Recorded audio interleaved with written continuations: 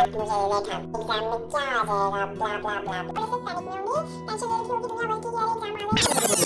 सो कैसे आप सभी स्टूडेंट्स, आई होप अच्छे ही होंगे, बट थोड़े से पैनिक में होंगे। टेंशन ले रखी होगी दुनिया भर की कि अरे एग्ज़ाम आ गए हैं, क्या करें क्या करें क्या करें। बिल्कुल सही है। एग्ज़ाम में क्या बहुत सारे दिमाग में इतने सारे क्वेश्चंस होते हैं, क्या करेंगे कैसे करेंगे, एग्ज़ाम सही होगा नहीं होगा, या एग्ज़ाम कैसे देंगे पता नहीं, एग्ज़ाम में क्या आ जाएगा, ब्ला ब्ला ब्ला ब्ला ब्ला, बहुत सी चीज़ें होंगी। तो सबसे पहली चीज़ आज हम इसी पे बात करने वाले हैं, एग्ज़ाम प्रिपरेशन आप कैसे करें। सो इसके बारे में टिप्स एंड ट्रिक्स के बारे में हम बात करने वाले हैं। चलिए शुरू करते हैं वीडियो। तो सबसे पहले आपको क्या करना है, आपको बिल्कुल चिल रहना है, एकदम चिल, एकदम रिलैक्स होना है। दूसरी चीज़ आपको क्या करनी है, सबसे पहले आपके जितने भी जो सब्जेक्ट्स हैं आप उनको पहले देखिए। जो भी जो आपके एग्ज़ाम आने वाले हैं, जो सब्जेक्ट के एग्ज़ाम आने वाले हैं, सबसे पहले उनका ये देखिए कि आपको कितना सिलेबस याद है। सबसे पहले आप ये देखिए कि आपको कितना सिलेबस याद है। उसके बाद आप ये देखिए कि आपको करना कितना है, क्योंकि सभी स्टूडेंट्स का जो माइंडसेट होता है वो बिल्कुल डिफरेंट होता है। हर स्टूडेंट्स दूसरे स्टूडेंट से डिफरेंट होता है। कोई भी स्टूडेंट वीक या स्ट्रॉन्ग नहीं होता है। ऐसे अगर कोई धीरे धीरे याद कर रहा है कोई चीज़ को, तो उसको हम ये नहीं बोलेंगे कि वीक है। उसका माइंड जो सेटअप है वो इस तरीके से है कि उसको धीरे धीरे चीज़ें याद होती हैं, तो वो उस अकॉर्डिंग अपना गोल सेट करता है कि मैं इस तरीके से प्रिपरेशन करूँगा तो मेरे अच्छे मार्क्स आएंगे। सबसे पहली चीज़ कि जो एग्जामिनेशंस होती हैं वो आपके इस बेसिस पे नहीं होती हैं कि आपकी ओवरऑल पर्सनैलिटी को चेक किया जाता है, बट ये नहीं होता है कि आप अगर आपके मार्क्स किसी स्टूडेंट से कम आए हैं तो आप एक वीक स्टूडेंट्स हैं।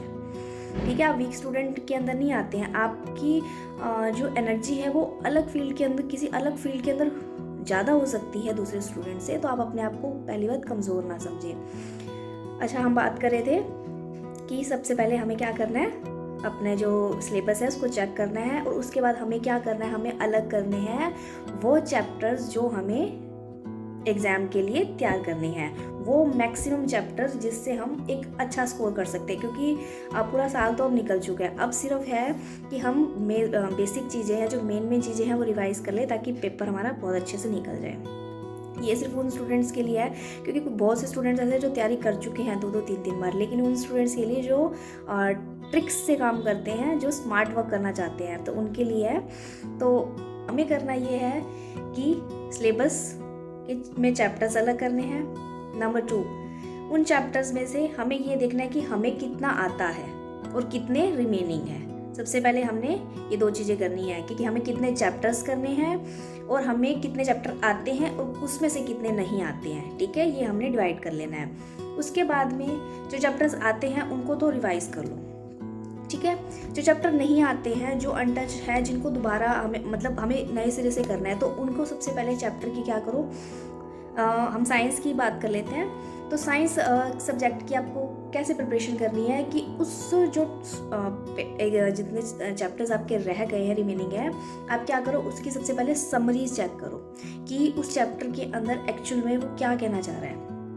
आपको समरी करने से कि पूरे के पूरे चैप्टर का जो एजेंडा है वो क्लियर हो जाएगा कि इस चैप्टर के अंदर क्या क्या टॉपिक्स आएंगे और क्या क्या इसके अंदर दिया जा सकता है। ठीक है, आपके माइंड में इतना कॉन्सेप्ट, इसके लिए आप अपने जो फ्रेंड्स की हेल्प ले सकते हैं, टीचर्स की हेल्प ले सकते हैं, गार्जियन की हेल्प ले सकते हैं। आपको एग्जाम टाइम में कोई भी फ्रेंड्स तो थोड़ा सा ये होता है कि कॉन्शियस होते हैं क्योंकि अपने एग्जाम प्रिपरेशन में लगे होते हैं, बट आप जो हैं अपने किसी और दूसरे टीचर की, गार्जियन की या अपने ट्यूशन टीचर की, किसी की भी हेल्प ले सकते हैं।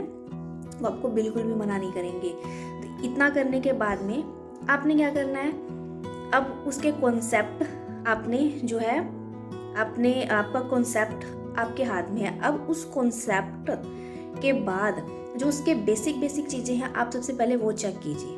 उन बेसिक चीज़ों पे ही बेस्ड होती है दूसरी एडवांस चीज़ें चैप्टर के अंदर, क्योंकि हम लोगों को बार बार पढ़ चुके हैं, तो हमें वो क्या ही कॉन्सेप्ट माइंड के अंदर है। लेकिन आप स्टूडेंट्स हैं तो आपको वो चीज़ थोड़ी बॉदर कर सकती है कि ये क्या है, क्या वर्ड्स हैं, ये क्या चीज़ें दे देते हैं बार बार, हमारे तो ऊपर से चला जाता है। तो ऊपर से जाने की कोई बात नहीं है, बिल्कुल आप ईजी तरीके से आप जो है अपनी प्रिपरेशन कीजिए और उसमें कोई भी आपको कहीं पे भी दिक्कत नहीं आएगी। तो आपने ये 3 चीज़ें ज़रूर फॉलो करनी है। सबसे पहली चीज़, आपने अपने चैप्टर्स डिवाइड करने हैं कि मैं एग्ज़ाम में इतने चैप्टर करके जाऊंगा। उसके बाद आपने उनको भी 2 में डिवाइड करना है कि जो मुझे आते हैं, जो मुझे नहीं आते हैं। जो आते हैं उनको करना है, तीसरी चीज़ जो आते हैं उनको रिवाइज करना है, जो नहीं आते सबसे पहले उन चैप्टर्स के करने हैं कॉन्सेप्ट क्लियर करने, क्योंकि जो साइंस सब्जेक्ट होता है वो प्रॉपर कॉन्सेप्ट बेस्ड होता है। अगर आपने कॉन्सेप्ट पकड़ लिया तो उसके बाद में आप किसी भी क्वेश्चन का आंसर दे सकते हो, एटलीस्ट उस चैप्टर से रिलेटेड। तो मैं कहूँगी कि आप डेफिनेटली दे सकते हो। अगर आप रट्टा मारोगे तो बात एक अलग है, तो आप भूलने के चांसेस बहुत ज़्यादा रहेंगे। बट आपने अगर चीज़ सीखी होगी, समझी होगी, तो वो आप जो है जल्दी से उसको गेन कर लोगे और एग्ज़ाम के अंदर अगर क्वेश्चन कोई भी आएगा तो आप दे दोगे। चौथी बात, कुछ क्वेश्चन न्यूमेरिकल बेस्ड होते हैं, राइट? जैसे मैथमेटिक्स में तो सारा न्यूमेरिकल बेस्ड ही होता है, और साइंस में भी कुछ न्यूमेरिकल बेस्ड क्वेश्चन होते हैं। हमें क्या करना है, सबसे पहले हमें ये देखना है कि हमें क्या गिवन है। जो क्वेश्चन दिया है उस क्वेश्चन के अंदर हमें ये देखना है कि क्या गिवन चीज़ है।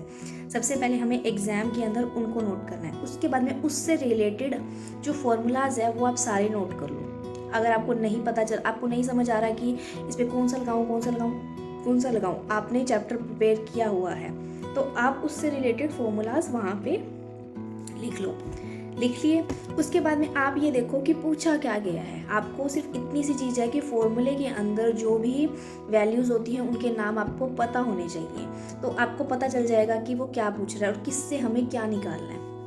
ठीक है, तो आप इस तरीके से जो न्यूमेरिकल क्वेश्चन है वो सॉल्व करोगे तो आपको बहुत ईजी हो जाएगा और मिनटों में क्वेश्चन जो है आपको पता चल जाएगा कि क्या सॉल्व करना है। और आप अपना दिमाग मत चलाइए, आप अपने हाथ चलाइए। मेन चीज़ क्या होती है, दिमाग से ज़्यादा हाथ चलाने हैं न्यूमेरिकल क्वेश्चन के अंदर। मैथमेटिक्स के अंदर क्या होता है, हाथ चलने चाहिए। ये हाथ ऐसे नहीं दिया और आपको कोई नहीं कह रहा कि हाथ मुझे दे दे ठाकुर, ठीक है?